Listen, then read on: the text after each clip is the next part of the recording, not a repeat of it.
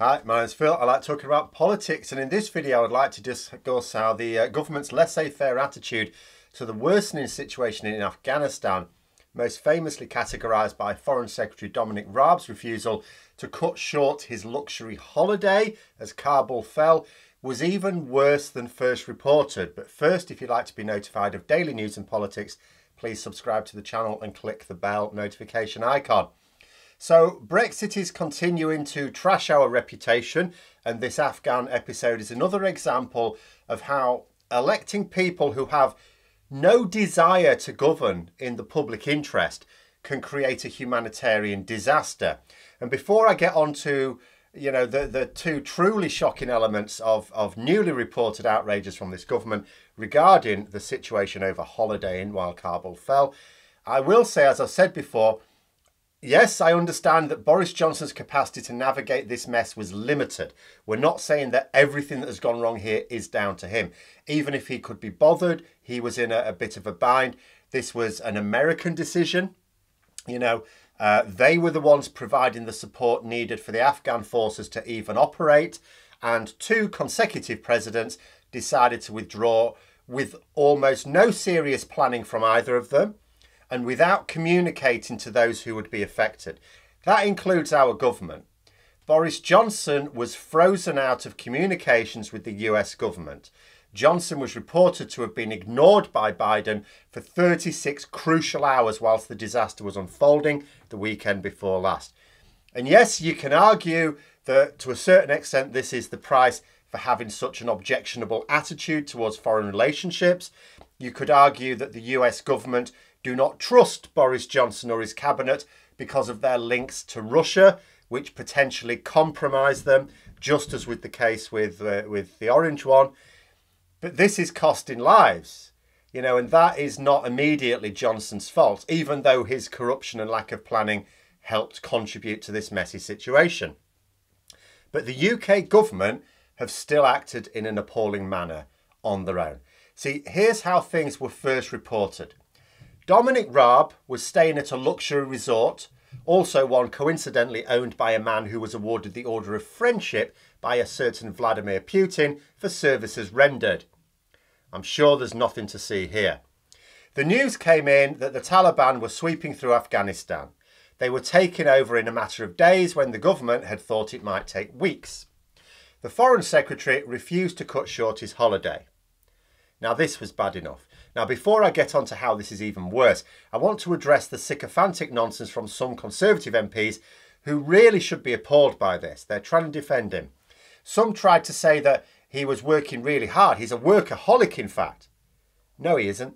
Not on any measure. He's not a workaholic, when something comes up at work, a serious crisis, doesn't go, do you know what, I'm on the beach. With a workaholic, it's hard enough to even get them onto the beach in the first place.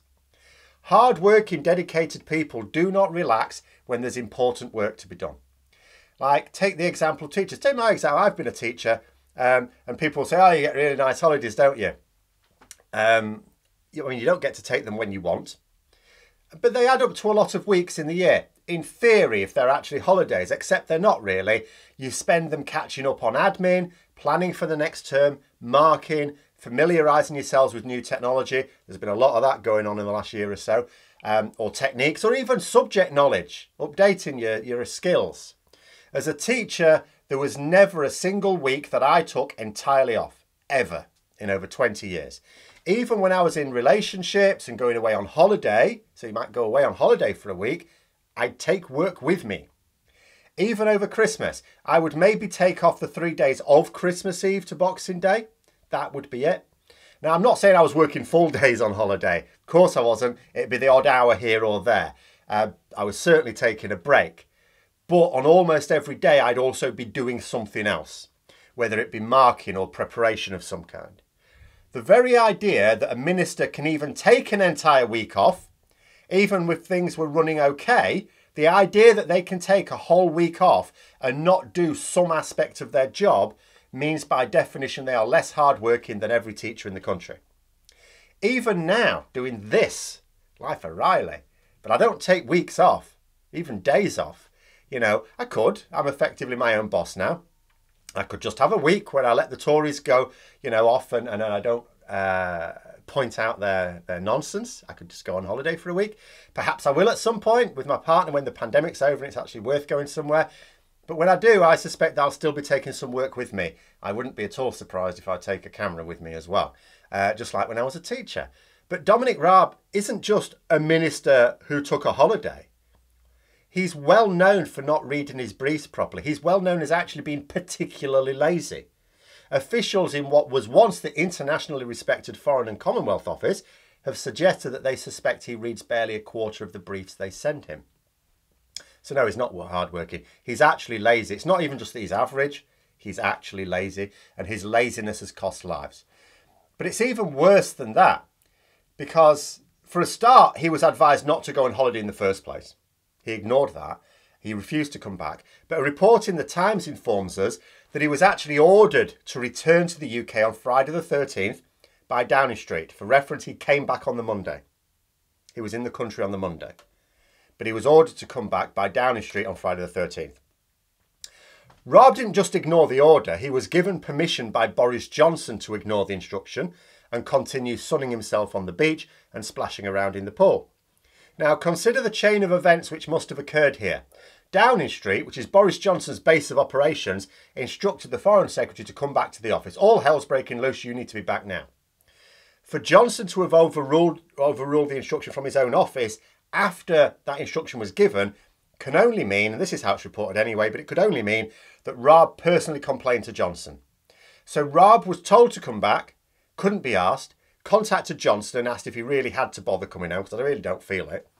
Johnson, who obviously can readily empathise with someone trying to get out of work, agreed. It's absolutely disgusting. But then it got worse, because it turned out that everyone important virtually was on holiday. Before I run down the list, I want to emphasise something else. The timetable for the American withdrawal was sort of known about in advance. They're not giving the details, but we knew that that particular week, the government knew in that particular week, US troops were beginning to pull out of Afghanistan. In that week, even if they genuinely didn't believe that the Taliban would take over as quickly as they could, they knew there'd be an insurgency. They had to. They knew that a very sensitive, politically sensitive part of the world was going to be thrown into chaos. They knew that. The following people all decided to go on holiday in that week. First, the Prime Minister. Major international event, potential for a huge banana skin, and he buggered off. Secondly, of course, Dominic Raab, the Foreign Secretary. Now, this shouldn't have happened at all for two reasons. One, he is the Foreign Secretary, and a very sensitive part of the world was about to be thrown into chaos. Secondly, he's also effectively the Deputy Prime Minister.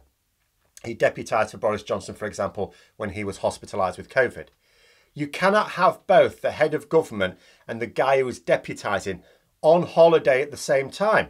What the hell happens in the event of an urgent emergency? And I mean an urgent one. One that's too urgent to wait for them to fly back. But it got worse, because third, the Foreign Office Minister with specific responsibility for Afghanistan was also on holiday. Oh, Afghanistan's going through this, it's going to go through this phase. First, for the first bit of political chaos for 20 years. Oh, and it's my entire job to focus just on Afghanistan. I am the minister just for the politics of Afghanistan. That's the week I'll go on holiday. Again, most significant event for this government relating to Afghanistan. And the actual Afghanistan minister has scarpered as well. Fourth, Sir Philip Barton, not a politician this time, an official, the permanent Undersecretary of the Foreign Office. So we've done the political heads of government agencies that were on holiday at a really bad time. But it turns out officials were at it as well. This guy is in charge of the Foreign Office from an administrative point of view. He is the senior official there. So the Foreign Office, at such a time, had the political head of the department, the administrative head of the department, and the head of the Afghanistan section of the department, all on holiday at the same time. No wonder it's been a bloody shambles. And then fifth, and this is really two people, but it wasn't just the formerly well-respected Foreign Office that took leave of its censors. The equivalent positions in the Ministries of Defence and the Home Office were holidaying as well. according to a report in the Mail this time. So let's get this straight. There's a withdrawal in Afghanistan, a military withdrawal. You don't have to be well informed to know that the Taliban were awaiting this opportunity in order to re-seize power. There are 3 government departments who need to be heavily involved at this point. The Ministry of Defence needs to be involved because they are coordinating the military withdrawal. Tricky without getting information from the Americans. All hands to the pump. But the administrative head of the department has buggered off on holiday at that time. The Foreign Office needs to handle the evacuation of civilians from what has become now a very dangerous part of the world for them. Everyone here had buggered off. Political and administrative leaders completely AWOL. Then the Home Office needs to deal with the entry of those civilians to the UK, not all of whom are UK citizens. Again, administrative head of department gone, and the political head hasn't gone on holiday, but actively putting barriers in place to that evacuation. So actually, worse than if she had gone off on holiday. Dereliction of duty doesn't even come close to covering this. This should be a massive wake-up call to the Conservatives. The opposition can do nothing about this other than try and point it out. But Conservative MPs know this has happened. You know, this isn't a matter of left or right politics. This is one of basic competence. This isn't the failure of one lazy minister. It's an entire system gone bad. And this is new, by the way. The idea that either ministers or officials would be away on holiday at such a time in the past, you wouldn't even think of it. Wouldn't happen. Johnson's government came in and bullied good senior officials, replacing them with toadies. You know, this is the result. Feckless politicians and feckless officials are now increasingly in charge of government departments. This situation has just exposed how the system is fundamentally broken. We are going to continue to see massive failures like this until it is fixed. They're not going to get anything right. No aspect of governance can be right when you've got people like this in charge of complex departments with complex problems to deal with. And it will not be fixed with the removal of a single minister. Like, people are saying there's pressure on Dominic Raab to resign. There isn't really. In the Sunday papers yesterday, there's not. If there was real pressure on him to resign, the front pages would have been full of it. There are articles inside those papers, but it's not on the front pages. He'll brazen this one out. But even if he did go, that's just removing one lazy minister. They'll probably replace him with another lazy minister. You know, it needs a complete clear out, quite frankly. But those are my thoughts. Let me know yours in the comments below. Hope you found the video interesting. If you did, don't forget to click the like button. If you'd like to support the channel further, please also click the Patreon link for details. And until next time, I'll see you later.